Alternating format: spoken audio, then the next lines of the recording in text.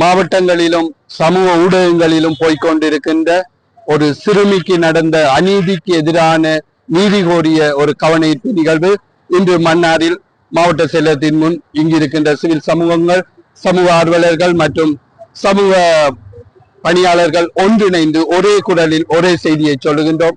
நாடு இலங்கை என்பது ஒவ்வொரு குடிமகனுக்கும் சொந்தமான ஒன்று. அங்கு வாழும் அங்கிருக்கும் சட்ட திட்டங்கள் ஒவ்வொருவருக்கும் பொருத்தமானது. ஆகவே இங்கிருக்கும் யாரும் உயர்ந்தவரும் அல்ல, யாரும் தாழ்ந்தவரும் இல்லை. சட்டத்துக்கு அனைவரும் சமமானவர்கள். ஆகவே இலங்கையில் பல்வேறு சட்ட திட்டங்களுக்கு எதிரான குற்றங்கள் நடைபெறுகின்றது. அந்த வகையில் டெய்லி பயிரை காக்க வேண்டிய வேலிகளை மேயும் போது நாங்கள் பார்த்து கொண்டு இருக்க முடியாது. சட்டங்கள் அதை கண்மூடிக்கொண்டும் இருக்க முடியாது.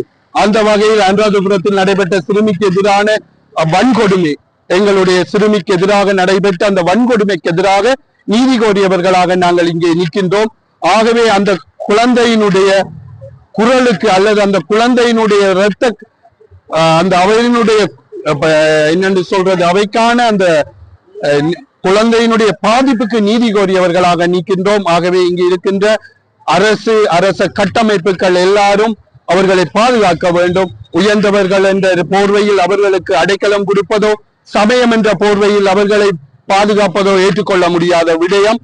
ஆகவே அனைத்து சமயங்களும் அங்கு இருக்கும் ஒவ்வொருவரையும் பாதுகாக்க வேண்டிய விடயம் இருந்தாலும் இங்கு நடைபெற்ற இந்த குற்றவாளிகளை சமயம் என்ற போர்வைக்குள் அவர்களை அடைத்து வைக்க கூடாது என்பதை நாங்கள் இங்கே வலியுறுத்தி சொல்ல வருகின்றோம்.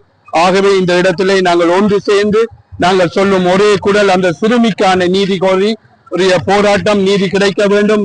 குற்றவாளி சட்டத்தின் முன் நிறுத்தப்பட வேண்டும்.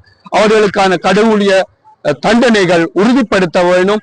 இன்னொரு எங்களுக்கு நடந்த சிறுமி திவ்யா வித்யா, அவைக்கு நடந்த அநீதிக்கு எதிரான தீர்ப்புகள் எவ்வளவு முன்னோக்கி நகர்ந்து கொண்டிருக்கின்றோ, அதே போல இங்க பயிரை காக்க வந்த வேலிகளுக்கும் அந்த சட்டம் எங்கும் தடைப்பட்டுடக் கூடாது என்ற ரீதியில நாங்கள் இதை ஆணித்தரமாக அழுத்தம் திருத்தமாக சொல்லுகிறோம். நன்றி, வணக்கம்.